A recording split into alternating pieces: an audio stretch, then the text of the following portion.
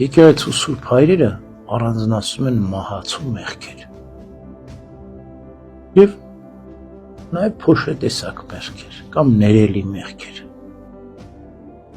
Մահացու մեղքերը ինչու են առանձնացնում։ Ասում ենք հպարտությամբ և նրա տարատեսակներով, նախանձով և նրա տարատեսակներով, բարկությամբ և նրա տարատեսակներով, ագահությամբ և նրա տարատեսակներով, որդորամոլությամբ և նրա տարատեսակներով, բղջախոհությամբ և նրա տարատեսակներով։ Բղջախոհություն են ցանկասիրությունը, պղծություն, շնությունը, սպառնկություն, սա այդ մեղքերի տարատեսակներ են։ Հիմա ինչու է այդ ասում է մահացու մեղքեր, որտեղ այդպիսի մեղքերով մարդու հոգին մեռնում։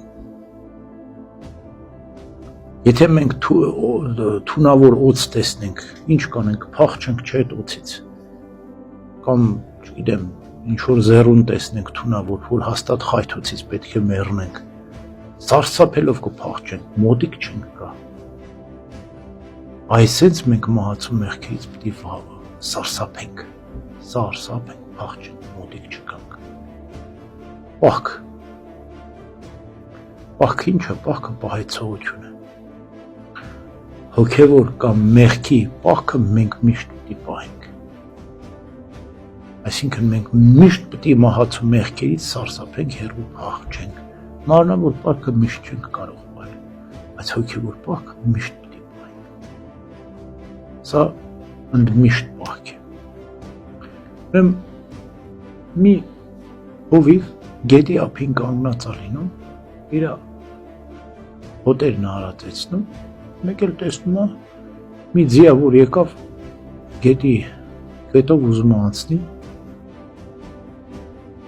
ու նստեց սկսեց աղոթում այդ գետի ափին։ Աղոթում է, Տեր Աստված, նենց հայ, որ ես կարողանամ այս գետը անցնեմ, ծանծաղուտ տեղ գտնեմ, չխորտակվեմ, ու աղոթում եմ, կես ժամ աղոթում է այդպես գետի ափին։ Մեկ էլ մի ուրիշ ձիա, որ արագ գալիս է, մի հատ խաչակ ընկվում է, տալիս գետն անցնում։ Այս մյուսն էլ այս տվեց անցավ։ Ձին վերցնում է ու մտնում գետը, այդքան աղոթելուց հետո ու խորտակվում է գետի մեջ։ Այս հովիվը ասում է, Տեր Աստված, այն մարդը այդքան աղոթեց, գետի ափին խորտակվեց, այն էլ եկավ մի հատ խաչ արեց, գետը տվեց անցավ, ես ինչ խաբր է, ես ինչ կատարվեց։ Մեկ էլ պարզ հասարակ հովիվ էր, հրեշտակը նրան հայտնում է գաղտնիքն, ասում է, այդ տղան, ասում են, որ խաչակ ընկեց գետն անցավ, ասում նա միշտ էր աղոթում, ասում է, ոչ թե փորձության ժամանակ էր միայն աղոթում, բայց նրա ամբողջ կյանքն էր աղոթք։ Համար իրան բավարար էր այդ ծանր փորձության մեջ մի անգամ, մի հատ խաչակ ընկվել է բավարար էր որ անցնել, իսկ մյուսը մինչև փորձություն չի գալի չի աղոթում։ Հիմա ասածս այն է, որ մենք մեղքից պիտի միշտ ապահովագրենք մեզ ծանր մահացու մեղքերից, որովհետև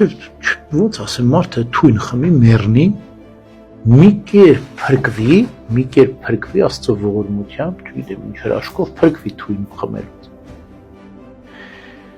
Հետո գնասին լկային մի հատ էլ թույնը փորձեմ ցենամ, բայց դու նոր փրկվեցիր մահվանից։ Ես Աստված ողորմած է, բայց մենք ենք մեր վիճակը բարդացնում։ Հասկանում ես։ Աստված պատրաստ է ներելու, բայց դու կդիմանաս այդ թույնը խմելուն։ Դու կդիմանաս, որ այդ նույն այդ ահռելի դժոխքը իջնելով դու դուրս կգաս նորից։ Դժվար է։ Շատ դժվար է։ Ասում եմ, մարդ, որ ձեռը դնում է մաճին, պետք է հետ չնայի։ Եթե ձեռքը դրեց մաճին, հետ նայեց, ուրեմն իր վիճակը լավ չի։ Հետո գիտես մեղքի ինչ անում, մարդու մարմնավոր եւ հոգեվոր աշխարհը աղճատում է, քայքայում է։ Ես շատ ծանր մեղավորներ գիտեմ, որ իրենք ոչ միայն հոգեվոր, այլ անգամ հոգեկան խանգարում են ստացել։ Օրինակ պղծություն, շնության, մեղքերի արդյունքը գիտես որն է։ Դիվահարություն։ Որ դեպը մտնում է մեջը։ Ես գիտեմ դեպքեր, իմ մոտ բերել։ Արգելված բաներ օգտագործելի արդյունքը գիտես որն է։ Այն որ արգելված բաներն օգտագործում, ծախում են։ Ես ինչու, հոգեկան խանգարում, երել է։ Արդե վերջը հոգեկան խանգարման ագնում։ Կոնկրետ, այս մեղքերի պատիժն է դա։ Երբ որ դու օգտագործում ես արգելված բաներ, ուղիղ բջիջները մեռնում են։ Քո հոգեկան աշխարհը խանգարվում է։ Հասկանում ես, որ դու կամա թե ակամա